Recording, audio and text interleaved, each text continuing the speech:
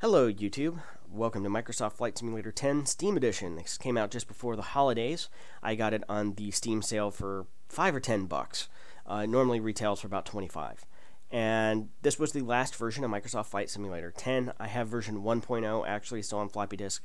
For $5, $10 I had to pick up the Flight Simulation version 10 or FSX, which was the last version of Microsoft Flight Simulator. Now, Dovetail Studios has acquired a license to release FSX Gold on Steam, which is what this is, as well as continued development of a new consumer-oriented version or versions down the line. So we should see a version or new versions of this game coming out down the road, much similar to how Lockheed bought the Professional Edition, the ESP Edition, and now it's released under the brand name Prepared. Now, they've managed to integrate a lot of Steam functions here for multiplayer. You can log in and play with other pilots. You could be an air traffic controller. Some of them allows voice, so you can communicate voice over IP without having to use TeamSpeak, something like that. You've got your Steam friends list there. Unfortunately, none of my friends on Steam actually play flight sims, believe it or not. So usually I'm having to go find other folks to play these games with. And I'm going to do a quick simulated run between the Spirit of St. Louis Airport and Mid-America Airport or Scott Air Force Base, depending on what runway you're going to land on. And the core of this game, or this flight sim, is almost 10 years old now. But as a result, there's a lot of third-party material and mods out there. And most of them should work with this version. I know that for a fact, like the Mega Earth scenery packs that provide photorealistic scenery textures for different states and different countries and things like that do work.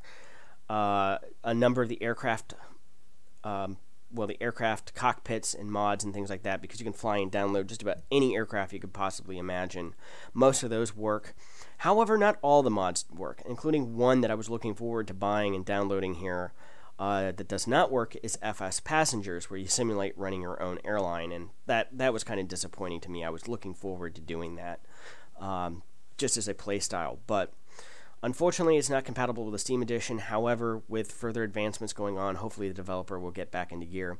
Now I'm looking at the realistic weather here. I want to see if it will pull in the update for Spirit of St. Louis Airport. Goes out and searches.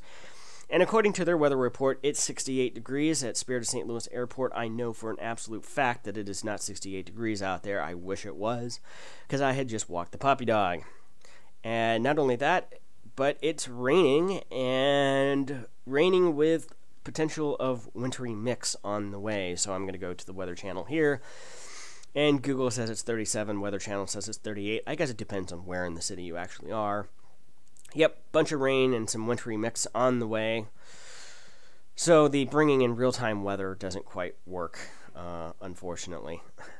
At least not in my case. At least not for Spirit of St. Louis Airport. And I had done another flight earlier in a 737 from Lambert to Mid-America, and it didn't work there either. But unlike the combat flight simulators here, you can simulate flying anything from a Cessna private aviation aircraft to civil aviation aircraft. I mean, the F-18 is actually in the default version, but it's the two-seater Blue Angel edition, so you fly around basically as a stunt aircraft. It doesn't have missiles and things like that, although I'm sure there's mods for everything out there that may or may not work. But I think the most exciting part is they're going to continue to bring additional content to Steam DLC. I think you'll see a lot of the FSX developers try to port their stuff to make it compatible on Steam, because that just makes it easier for everybody else to acquire. Because a lot of stuff is based in European flight sim stores and things like that, so you got to do currency conversions, things of that nature.